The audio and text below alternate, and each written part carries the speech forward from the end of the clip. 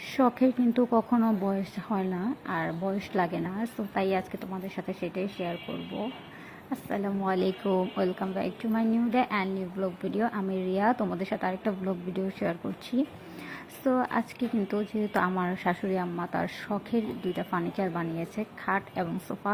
So সেটা কিন্তু আলহামদুলিল্লাহ আজকে কাজ কমপ্লিট হইল এবং কি সে তাদের এই বেডরুমটার ভিতরে সেট করে দিল, কারণ আমাদের এই বেডরুমটার ভিতরে কিন্তু কোনো ফার্নিচার ছিল না।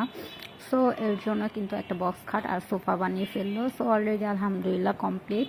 সেই যে মিস্ত্রিরা যারা বাসায় এসে বান্ডিশ করছিল, সো তারা কিন্তু এটা কমপ্লিট করছে। আর যেহেতু সোফাটা ড্রয়িং রুমে একটা পিলার পড়ে গেছে, সো এই জন্য জায়গা খেপে গেছে।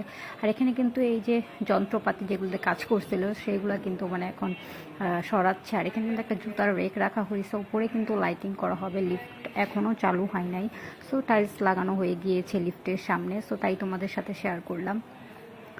আর বন্ধুরা চলো দেখে। আর যেহেতু এই যে তাদের এই ফার্নিচারগুলো কমপ্লিট হয়ে গেছে, যেহেতু এই রুমের ফার্নিচার ছিল না।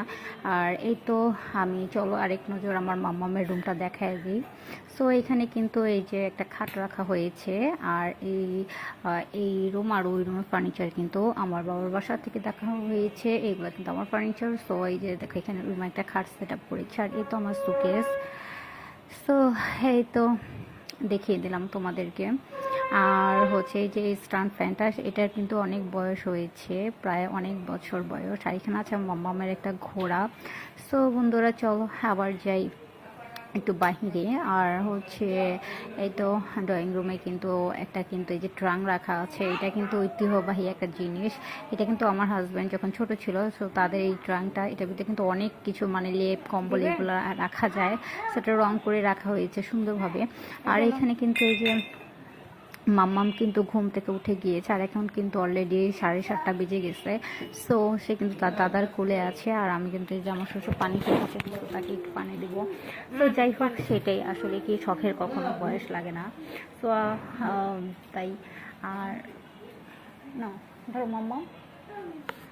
তো ফাইনালি আমি কিন্তু এই যে আমার ঘরটা এক নজর তোমাদেরকে দেখাই দিলাম, যেহেতু মারিয়াম ঘুমায় ছিল। সো ঘরটা এলোমেলো। আর এখানে কিন্তু আমি ওয়ার্ড্রোবটা রাখা হয়েছে। এই রুমটা একটু কার্পেটটা কিন্তু আমার বিয়ের সময় আমার বেডশিট মানে আমার চাদরের সাথে কিন্তু অ্যাডজাস্ট করে দেওয়া হয়েছিল। আর এখন কিন্তু সন্ধ্যার নাস্তা করব, মাম্মামকে কিন্তু নাস্তা খাওয়াইছি। আর এখন কিন্তু মানে আমি একটু নাস্তা খাবো, ওকে নাস্তা খাইয়ে তারপর কিন্তু দাদার কাছে